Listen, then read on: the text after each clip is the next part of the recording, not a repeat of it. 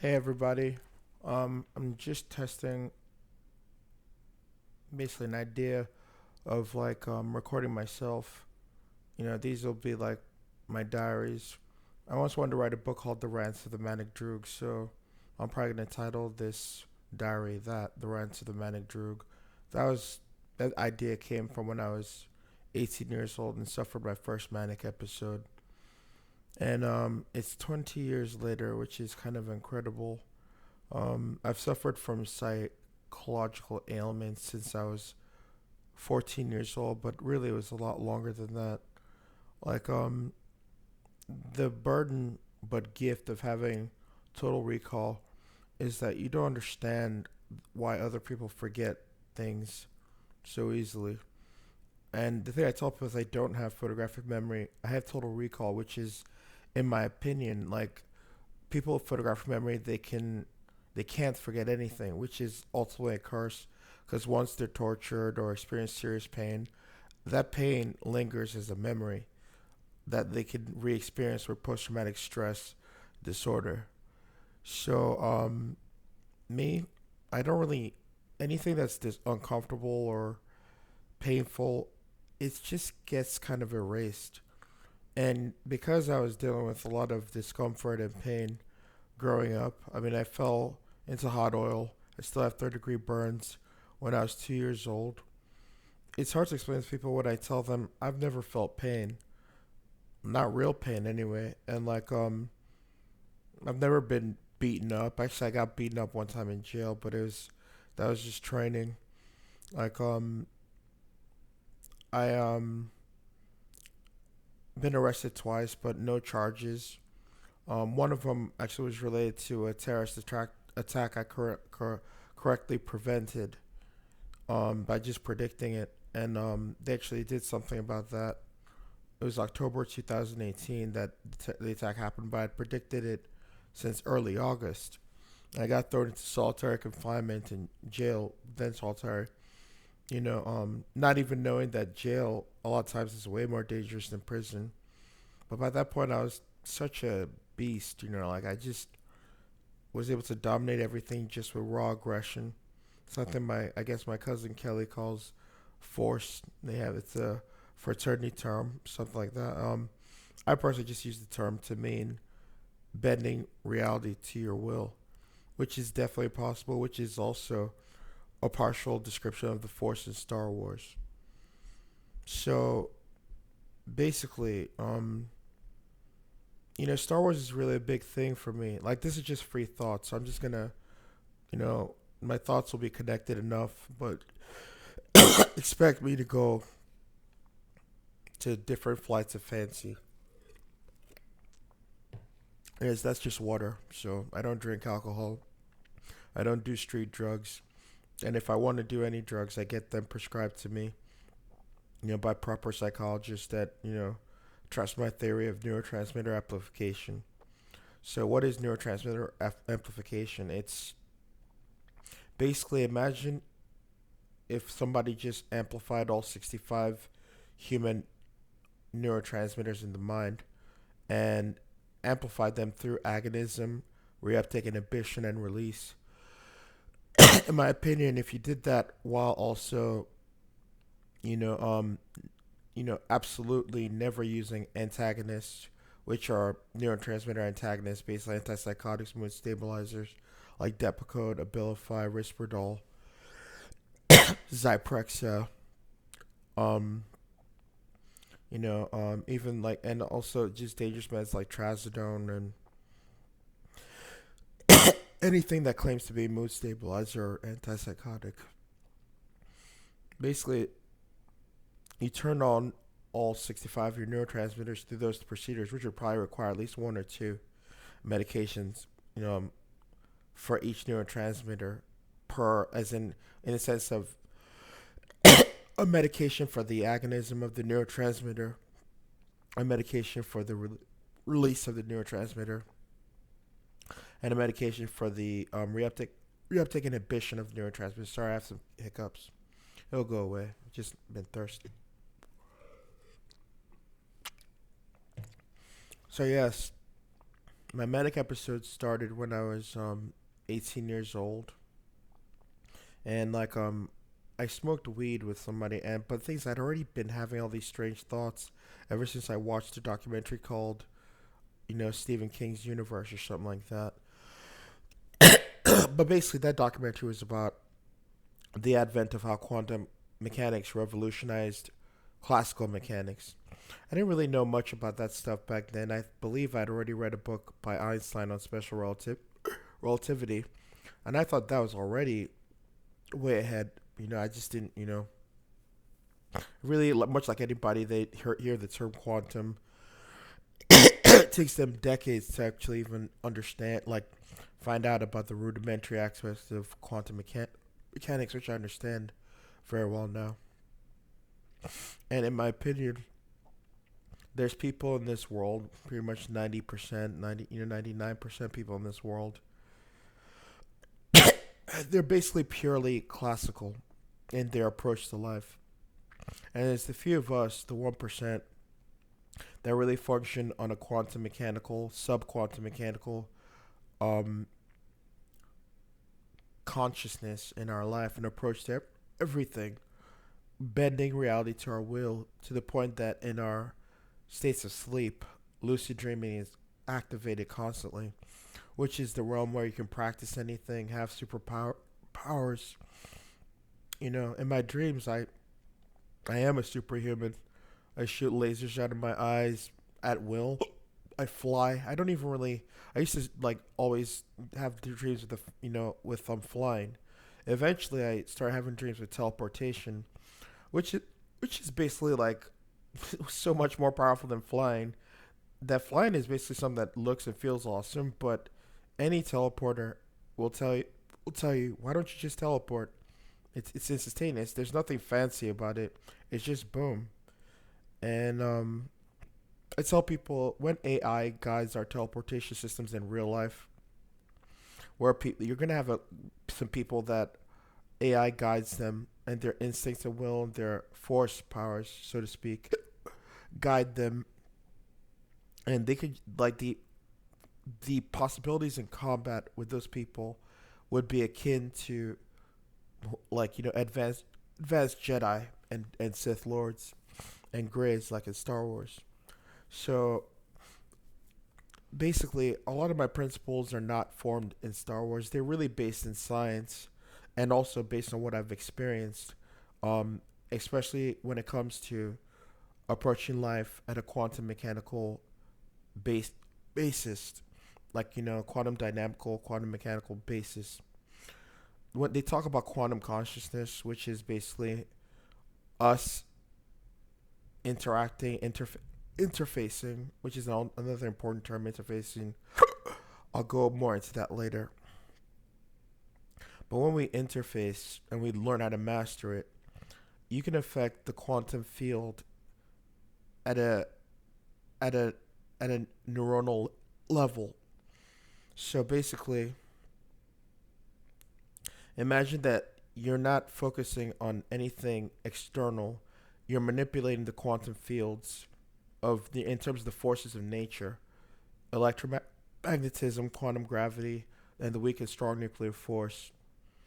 And you're interacting with particles because every particle is conscious, as is proved by quantum mechanics to some degree, but probably inevitably a major degree.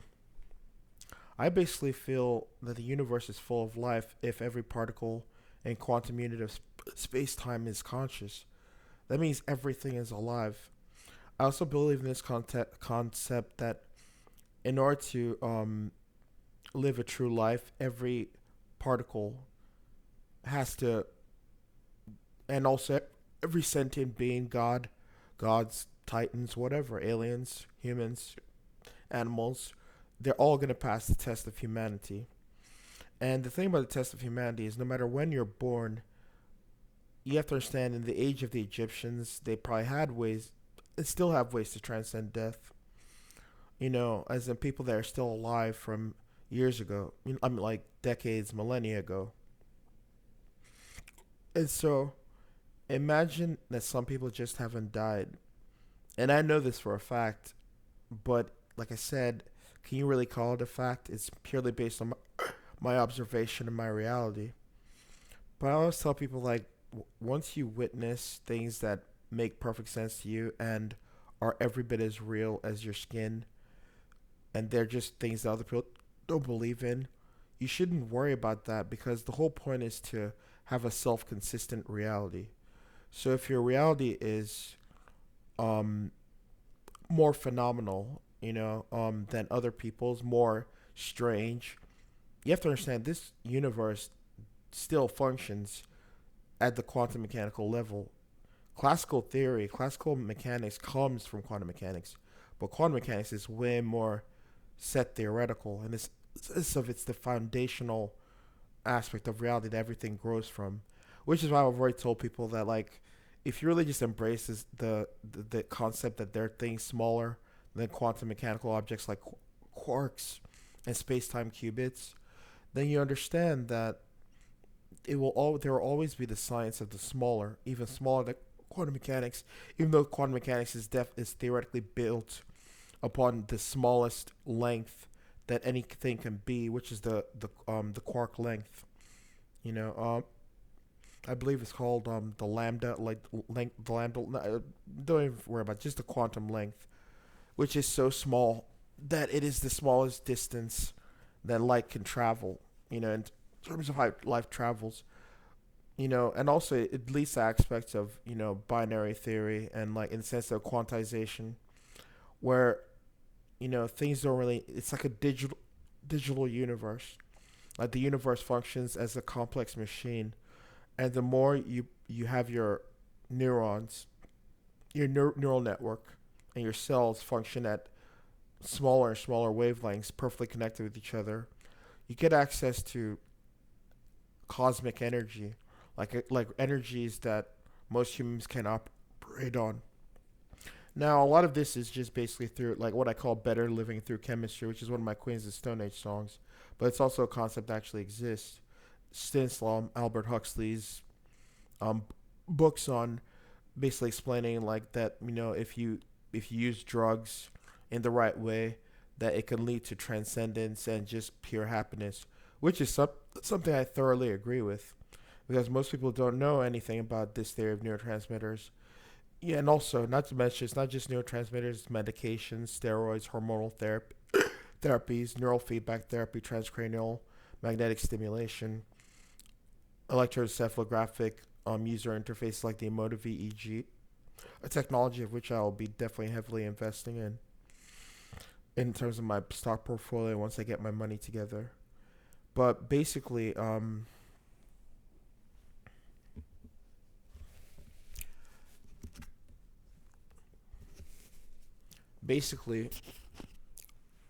there are just a lot of things and possibilities to what the human being can do in a universe where self entrepreneurship is basically the dream of all people aspiring to basically be Tony Stark from the comics Iron Man. The closest we have to that right now is Elon Musk, which is, in my opinion, it's amazing what he's accomplished, but it's also disappointing how limited his views are, even though he's wildly creative and totally, he's a, he's not a ruthless businessman. He's just a smart businessman who is not cruel. He's not savage. He's not. Is he an alpha? I tell people alphas come in many forms and fashions, and this guy is super confident in a totally alpha way. He may not act like an alpha, but he's effortless. He's not really an alpha, yes, but like I tell people, just because you're not an alpha doesn't mean you can't live a very intelligent life as long as you know who you are. He married a teenager, like basically, like because that's pretty much how he functions at a mental level, is like a youthfully exuberant human being, and that's why he has his most satisfactory marriage now with her. My girlfriend is 26 years old. Um, I wouldn't tell. She's actually an ex YouTuber, but I won't go into who she is. But let's just call her Skylar Novia. And if that happens to there happens to be another person you find named Skylar Novia, it's not this person. Because it's just one of those things. People have different names. You know what I mean? Like it's not my Skylar, and that's even not her real name anyway. But she's an ex YouTuber, beautiful as the sun is bright. Really white skin for basically someone that's like Russian Spaniard mixed together. It's just, I tell people she's just a beauty sex bomb exploded in all the right ways. Very curvy, beautiful, and I love the hell out of her. She's actually been helping me pay some of my bills, which is one of the nicest things anybody's ever done for me. And it's one of those things I consider myself polyamorous because I love quite a few women, but ultimately I had to like really be real with myself. Like the mother of my daughter, she's my soulmate, sure, I guess, but ultimately maybe not. The life I'm living right now, um, is only a result of me doing everything to please her. And the thing about it is, I know she's happy. She's a hardworking agent and everything. But ultimately, what comes, I had electroshock therapy and I basically became brain dead. But because I knew I could redevelop my neuronal structures and my body, I just basically just decided to have faith that one day I'd be able to get my wife, Jessica, who I have a baby with, and my family doesn't even know this. Um, it's like basically I've seen my daughter, seen my wife recently, and I still don't have a life with them. It's like I've been working for this for 9 years now. Like, what? How long does it take before you give up on a fantasy? I can definitely say that I really actually worked hard to give up on the fantasy because I had reached a level of mental transcendence where that was when I saw her in a psych ward, and the only reason I agreed to the electroshock was because I was like, she was in such bad shape, that like I just decided to just do the sacrifice because it's really hard explaining the situation with my wife Jessica. So I'm married to her in Nigeria. She's South African, but she's very Caucasian, buxom beauty, and like there's a while where she was addicted to drugs. Not while she's very addicted to drugs, and I predicted to her that she was addicted to drugs and would be. But it's just one of those things. She's also an agent. She works hard, and I decided to become an agent myself. It took a lot of hard work, working for free. But when I basically started to tap into my psionic abilities, psionics would be the interfacing with machines and basic telepathy, telekinesis. Let's just say that I'm not a telekinesist, but in terms of telepath, psychic, psionic, clairvoyant, whatever, that I definitely am. I predicted two attacks perfectly correctly. The first one, they didn't take me seriously. They laughed me off the phone, and I had to drop it, feeling embarrassed. But like so, I said they were casing the joint. It was in Baltimore Essex Community College, and the police laughed at me. The next day, four armed robbers attacked the campus like clockwork. That was what probably put me on the map with everything. But eventually, I kind of just felt so powerful that it got to this moment where I predicted a terrorist attack on Washington and the White House, and the intel came in, like basically it was clear that it was happening, but they jailed me anyway, and I went through one of the hardest experiences in my life, and I had to escape using my own wits. Even though it was a test, it was a very cruel, in my opinion, just really cruel test in order to be seen to be as trustable. I didn't even have to see a lawyer to escape, but I did go crazy, and I transcended again in one of the most difficult, painful ways, and I really basically broke myself.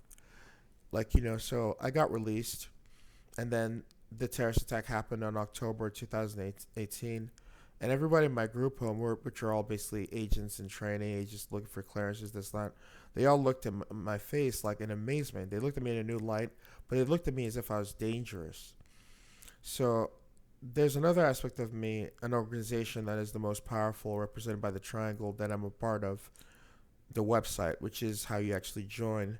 Like I tell people, I'm definitely going to be a lot mum on that issue, but it is exactly who you think, the organization represented by the triangle. But if you don't know what that is, then you don't need to know what I'm talking about. There's an actual way to join. It doesn't involve sacrifices and devil worship and Doesn't even involve worshiping any gods or demons, or it's agnostic, atheistic at worst, agnostic at the best. And me, I'm just hyper agnostic, so of course that fits the criteria. You know, like trust yourself to be able to do the amazing things that you pray for, as opposed to trusting and having your faith in anyone else. I personally believe that God exists, but I don't believe in the Christian God necessarily. I just believe in the God of all gods, the one above all, the one above all others, which is actually my Twitter name, which should give you an indication of my ego and who I really believe is the most powerful. I go into that topic another time, but it's definitely I have my faith in myself, and that's that. I know I'm amazing. I know I do amazing things, which means that, like they say, I don't say the devil. I say evil will just keep you down until you fight. You have to fight every day, which is why I've basically lost. Like my family treats me like a special person, like as if I'm still bipolar, even though I burned all that crazy out years ago. And it's kind of like, you know, they'll place you in an apartment and they'll blame you for fucking up. When they were giving you no money, just only like groceries. Have a computer there. You're lonely, under pressure because you can't do anything special without money, and like how do you get your medications? You're taking antipsychotics, mood stabilizers, just being depressed until you give up on those, and then you have a manic episode because life is so stressful. Has nothing to do with actually being manic. Then came the jail situation where it damaged my body to the point that I got sepsis, and I was suffering from those symptoms throughout the next year, which was basically it led to me eventually going into a shitty apartment. I paid for it with my checking accounts, knowing that I didn't have enough money in there, but it was just going to get me into the actual apartment. I wrote all sorts of gibberish on the forums, and they just didn't care. Like, they just let me have the apartment, which is honestly kind of remarkable. Why I find Houston so remarkable. Oh, yeah, I live in Houston, Texas. So, oh, yeah, by the way, I'm 38 years old, born October 11th, 1983. And basically, I'm just recording these videos to, free thought, free speech through all of my the things that bother me. And I could talk for hours. So I just feel that a YouTube presence is important. Like, I'm not looking to entertain on YouTube like I thought I would. I'm looking to speak about the topics that I learned, the books that I read, the information I absorb and master. I study mnemonic memorization to organize my memory basically into an operating system. I will be studying algebraic varieties to extend my speed calculation, speed mathematics abilities, mathemagics basically. And yeah, it was a speed reading. I'll definitely train it. I train in that already.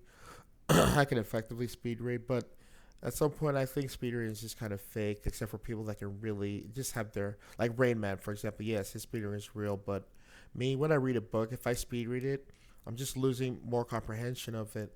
So I read at a normal rate, but the thing is, when I read and I'm manic, hyper energized, focused in a way that isn't insane, then I can read very fast. It's like the words just fly into my mind, and they're comprehended much better.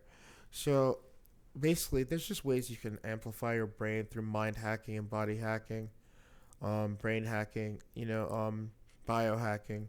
Like, basically, that's why I actually kind of despise how I look now. That's why I record these videos with these color saturation settings, because first of all, it's spooky. Like, sometimes, and also it gives, means that people can't really recognize me fully if they see me in real life. But basically, except if you use like, software to, show the normal settings of how this should look. I actually just put this setting by mistake, and then I noticed what it was doing with the blue, and I was like, yeah, this is actually awesome. It also kind of is almost like I'm surrounded in the force, and like I have like, Electro, like I'm Electro or Doctor Manhattan, who's Jamie Foxx's Electro, and Doctor Manhattan and Watchmen are two of my favorite characters. As is the one above all in Marvel Comics, who I bear I have the nickname the name on Twitter as my Twitter account, and it's such a powerful concept having a Twitter account called the one above all. knowing that Disney's actually probably going to contact me when it gets by that time, that's been included. Like, there's lots of weird, spooky things in life that you can gain power and money and influence through. And the funny thing is that my page got hacked. I told people the first time I got the One Above All as my account, it wasn't available, and I said, well, if I'm the One Above All, then some the One Above All type shit's gonna happen to me, and I'm gonna be able to get this account, which is exactly what happened. One day I was manic and I looked it up and it was available all of a sudden, and now somebody hacked my One Above All account because basically it has the let's just call them Delta, like my Delta avatar, which you know what I mean, the triangle secret society, blah blah blah. But no point in speaking about them in actual terms. I'm actually being careful now because, like I said, when people knew, really had evidence of a public Delta, it was just one of those things that I got a lot of strange reactions. Definitely got a lot of people that sought out of desperation to join, but these are people that try to sell their souls and think. And like, if a person's ready to sell their soul to join that organization, then they're really just idiots, and it'll never happen. You know, I did a lot of those investigations on WhatsApp with that stuff, and the thing about it is, I would join, but just because I was testing and reporting a lot of stuff that a lot of evil, crazy people were doing. For the first time, well, that was actually kind of before I joined too. But once I joined officially, which I always knew I would and could, um, basically, I have these people like courting me, and they'll be like courting me on WhatsApp. They're like, please join us, join our secret society. And I'm like, the Deltas do not. They specifically warn not to do any of that business on WhatsApp because it's not anybody that's real. It's just devil worshippers and just terrible people. The people that indoctrinate people into Hollywood and control their money. So you see these celebrities that think that you think they're rich and their lives are just awful. They're there to work to the bone, and it's just crazy like what happens in Hollywood that I have knowledge of. Since I've met a lot of people in Hollywood I thought were powerful, then they come to me just in just rags, and you meet these celebrities, like I mean, like fucking like, basically, there's no point in naming them, but you can view the list of celebrities I follow. Helped a lot of them because the life of that, like I said, I think it's just I tell people what you're watching is stuff that happened ages ago, on TV and movies, and it's all real, but you just have to fit the puzzle of how. If it's all real, then how can comedies like The Mask exist and stuff like that, or comedies with where people different people in different movies? I'm like it's just really hard to explain. You have to perceive it directly and understand the granular details, and you also have to learn how to interface, visualize, meditate. I've fallen asleep while following every breath, segueing into sleep like somebody was just it like counting every thought, focusing, like knowing when I was in alpha wave states, and then just segueing into lucid dreaming. I fought like demons, devils, everything terrible, evil people, evil humans in my lucid states. That's not even counting the interface that the intelligence agencies had me do. And like, yes, I'm fine with talking about the intelligence agencies because I worked for free, and I got my clearances. I got activated as an agent, but it's just a very complex thing. Active undercover agents are very powerful, but our lives are really hard because our family never explains it. Things they never understand what we're telling them that it's real. My family recently took all my electronics and my debit cards. I don't know why they would take my debit cards, and then I had a video game system that I bought, and the house just they clearly stole it because it was delivered. They took that, and like things that I bought, a lot of stuff that I bought. I still don't have my HDTV, my 4K TV that I bought with my own money. The only thing that was getting back to me was my laptop and some of my video game controller and my headset. And you see, the thing about it is, not only did I pretty much swear them off at that point, I recently decided that it was all going to be all about love and this and that, and I'm going to be there for them. But the truth is, they did something cruel to me, and I was the one that was choosing to be professional about it until I just had today kind of an epiphany. Like, what's the point of all the fucking jokes? Like, Why would I be joking with them when they did something so serious to me? And at the same time, I'm not gonna hate on them. Um I'm not gonna do anything negative, but they hurt me deeply. And I was trying to file a report in a group home that was connected with ISIS, and they told me that I got the direct admission from them. I understood the why like they were getting designer clothing for free and selling it, at medium rates because more people buy them and they get it for free anyway. These are criminal enterprises all tied together with MHMRA, Harris Health Clinics, all these places. And it's a system of crime because I tell people crime in Houston is just very powerful and just very subtle but extremely like dangerous, and these are powerful people. In order to take them down, low key, you can't take them down in any major way. Like it says that there'll be still so many of them more that really taking them down really just means protecting yourself so that you're toxic to them, and of course they're toxic to you, but you're more powerful than them, and they don't want to fuck with you anymore once you've really caused a lot of damage to them because they know you're plugged into the intelligence agencies. They know you're plugged into the Deltas, the Masons, and the Freemasons. And it's just one of those things. I did a lot of work for very powerful people in all those secret organizations. Got them a lot of money and power in order to buy my own freedom from them while being associated with them and being a part of them. It's like loyalty at all costs to me means something, and I always figure out a way to be loyal to everything I choose to be a part of my life.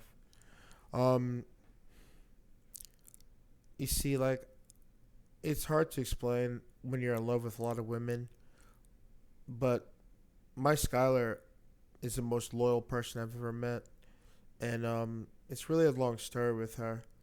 We really have a digital relationship, and I can't lie about that. When a woman like pays your bills, like you haven't even seen her, and like yes, of course I've had sex relationships with other women, but low key I was a late bloomer. Lost my virginity at the age of 33 just because I was just suffering from raw insanity for years. Like I would drink a cup of coffee and have a manic episode that would last weeks and months, because this was after my experiment with the neurotransmitter application, which worked because I basically didn't even need to do any drugs or medications for years, and I just had insane energy. I wasn't sleep. I wouldn't even be able to sleep without like taking some serious Ambien and meditating. And like a lot of times doctors don't want to give you Ambien. Ultimately, now I basically just get prescriptions of everything from steroids and hormonal therapies, all the ones I've researched, pills, insulin, high blood pressure meds, Cialis, Viagra, like even like medications that boost your white blood cell counts, like AIDS medications. Certain of them do. Like it's kind of like I tell people, if you take medications before you catch a condition, you're basically arming your body to be able to deal with that condition perfectly. So if you actually were taking AIDS medications before you started being like hypersexual, that actually does guard you from catching AIDS. What I'm saying, in the sense of it increases your chances. It doesn't prevent it exactly, but it just increases your chances of never, acquiring that virus. Because your immune system is already super built up, and AIDS attacks your immune system. So, except the only thing you can combat that was an immune system that's really strong. So, of course, this doesn't just apply to those medications. It applies to having a perfect workout regimen every day. You got to be in the gym every day. You got to reduce your body fat to 1% as far as my standards go. 1%, 2%, whichever one is more possible. But definitely with hypertrophic muscles and hypervascularity. And of course, perfect sexual fitness, maximizing your testosterone and prolactin levels.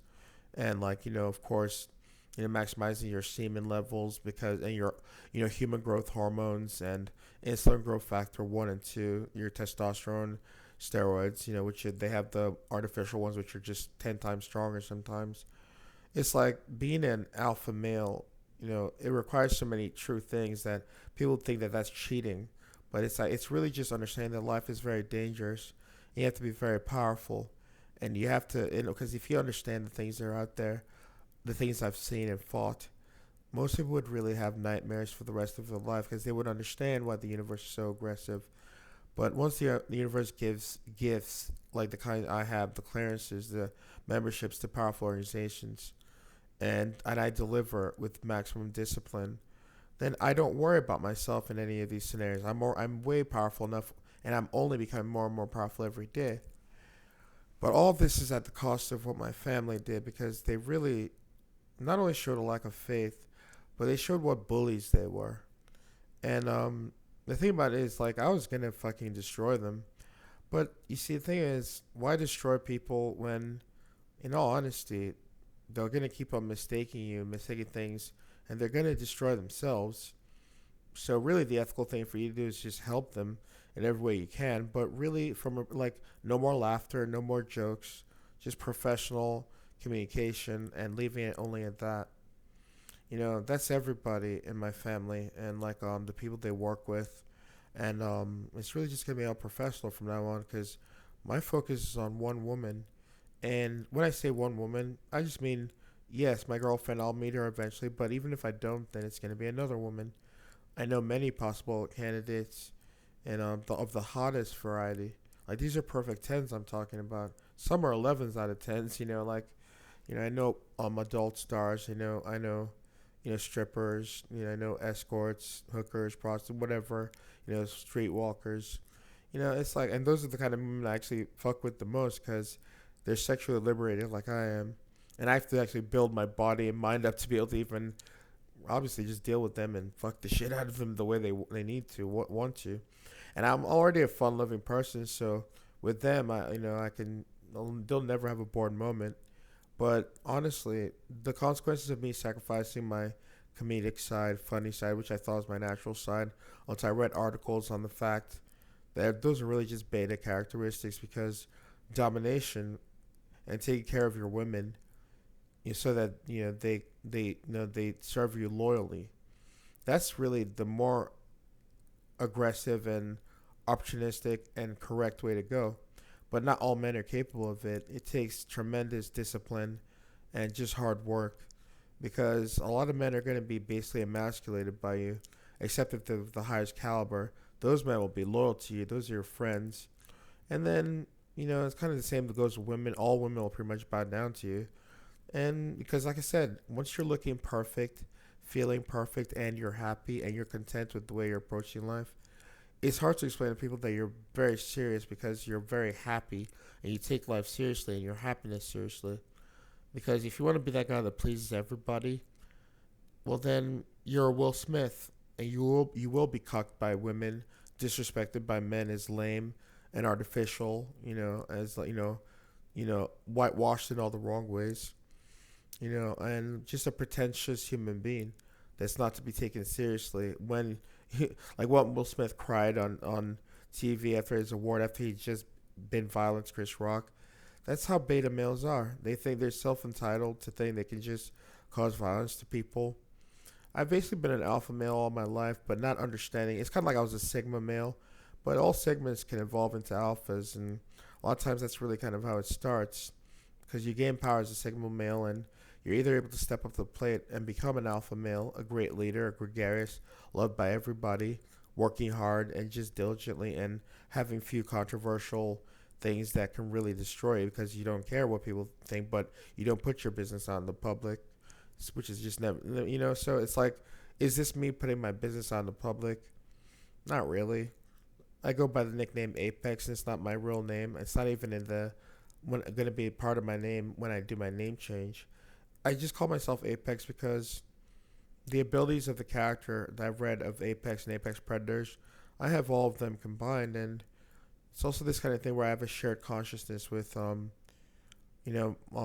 my wife and my women. I can like interface with them, and it's just hard to explain to people, like, because they were already really powerful women, and they're kind of drawn to me and assigned to me after what I did with the people of Hollywood that requested my trust after I became a Delta. Like the triangle people, so to speak. So I'm gonna cut this one a bit short. Right now, I'm about hitting on 40 minutes. This is, and like I said, this is short. You know, but basically today I just realized what I have to do to take responsibility from for my family while getting my inheritance, and really just showing them that you did a very bad thing to me, and I don't forgive and I don't forget. I just move on, and I guard myself from people that do bad things to me. Um, the part of being professional is, it's like, what am I gonna do? Fucking kill them? It's like I have the clearances to do that. I have the clearances to kill anybody I deem killable or worthy of that. But like I said, who the fuck wants to live life as a serial killer, as a psychopath? I've killed tens of thousands, hundreds of thousands in my interfacing. Like I was deployed as a weapon of the fucking military and intelligence agencies. It's like, yes, I've definitely killed a lot of people, but you're never gonna be able to prove it. You're never gonna have proof of it.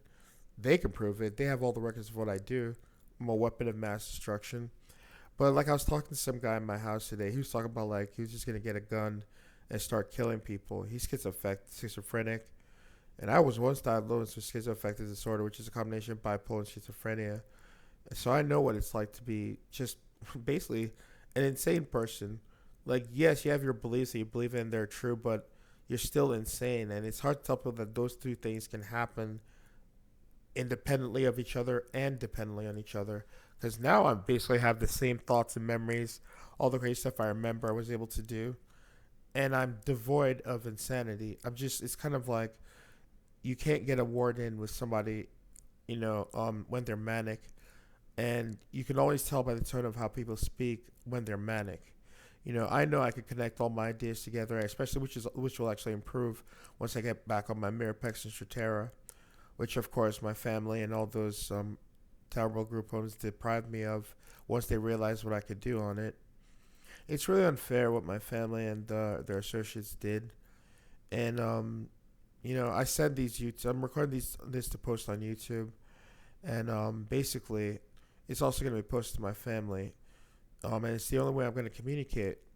Sure, I'll text, at a minimum, but it's really just going to be about these video updates to just let them understand how much they really owe me, how much I'm going after, and what they actually did to me at my lowest moment where I needed their help. And they just worked together to compromise so many things I was reporting. It's like, how do you really forgive that ever? Especially when you're suffering, you've suffered for decades. They took you from your house, moved you to group homes, lost like most realistic contact with me. My sisters live in other states. My cousins and his assistant live in Pearland. It's like I'm trying to tell them, please empower me financially so I can just get a job and move on with my life. I'm not leaving this group home for a long time to get an apartment until I find the person I'm going to be with, which is my Skylar Novia, in terms of who I hope. I still hope for a relationship with my wife, Jessica. Still hope for relationships with many other women, but I'm really just looking for one major one at the moment. I am polyamorous. I do believe in polygamy, like the Mormons. It's just, do you have enough money and power to take care of your women and your chosen, and so it's like, oh yeah, I also consider myself bisexual for transsexuals, but not traditional men, so to speak. I tell people like it's still bisexuality, so I don't care when anybody calls me gay or this and that.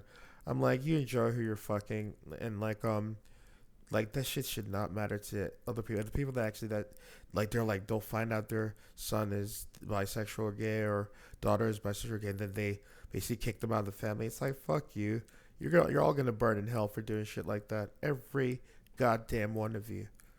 That really prevent people from living their true lives and true selves. And of course, there's so many people that are on the bisexual spectrum and gay spectrum, and they're just hypocrites and just lying to themselves, undercover brothers and sisters, so to speak. Like I said, all you got to do is look at porn and see just how much bisexual activity is out there in women and men. So basically, just understand that I'll always keep recording these thoughts. These are actually posted so my family can understand me better and people that can become more aware of me. I'm not gonna make any. It's like this isn't necessarily for entertainment, but it's entertaining inherently because it's basically just a person providing their view on life and being 100% real about it, what they experience, what they go through. Like experiencing love, experiencing tremendous hatred, and tremendous. It's just the unprofessional treatments of our family by our families of people like me that are special that actually do work as agents, and they think that you're crazy because you're talking about being an agent and you can't show them proof of it, but you're really just begging for their assistance. But they're all too busy, just with their lives. Like somebody like came in, like to see how I was living in this group home I'm in right now, and they really made me feel bad. They acted like as if it was all my fault, and I had seen this behavior before from my family, and I decided to just play it off and be happy-go-lucky when it really crushed my soul from this person that I love, and I told her I love her. I won't mention her name, but like basically, it got the reason why it really affected me is because I reflected on the last memory I had of what my wife Jessica said when she was in disguise as a woman named Megan. Um, and she was really cruel to me unnecessarily after I'd been really nice to her. It's like one moment she was nice, she was happy I remembered her name, but I never ever tell my wife when I find her that I know you're in disguise, I know you're Jessica, I love you this and that, because why would I break her cover?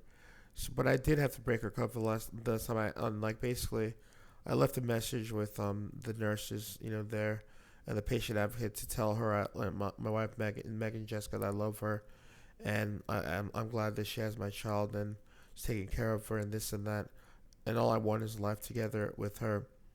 But when somebody like that, acts so cruel to you, um, in a moment where you were being super nice, the same thing went with my cousin's assistant, who was just unnecessarily, just I don't know, belligerent, rude. I ended up telling her I loved her because you say I do love lots of women. I explained that too, but there are just a handful of women who I can say I love the absolute most. Eva, Tanya, Jessica, you know, Skylar, and Lynn. And for me, like whoever wants to treat me nicely, not disrespecting me in front of the entire house or whatever, or in terms of in front of the hospital, in front of my family, and like I said, this is just those women. Like you gotta let those ones go. Basically, you can still be professional with them, but it's just one of those things. Like I'm kind of like laying the hammer down on everybody that I know. This has nothing to do with just the women I'm in love with or women I like or I'm attracted to or men that like or my friends and enemies. It's just with everybody. Like I don't feel like telling jokes anymore. I don't feel like being a fucking beta. I don't feel like just showing like pretending to be weak when I'm really strong. The more aggressive I approach life and people and situations and opportunities, the more I get what I want to the detriment of other people. And then when I win, they now act like it's unfair what I'm doing. And I'm really tired of that response from family and friends and acquaintances. I'm going to be every bit as aggressive and dominant as I know how to be. And I'm going to melt realities just for energy, just to know that I did, defending myself. And I'm going to get a whole lot of people like the reality check that they need. So this is Apex signing off. Have a great day.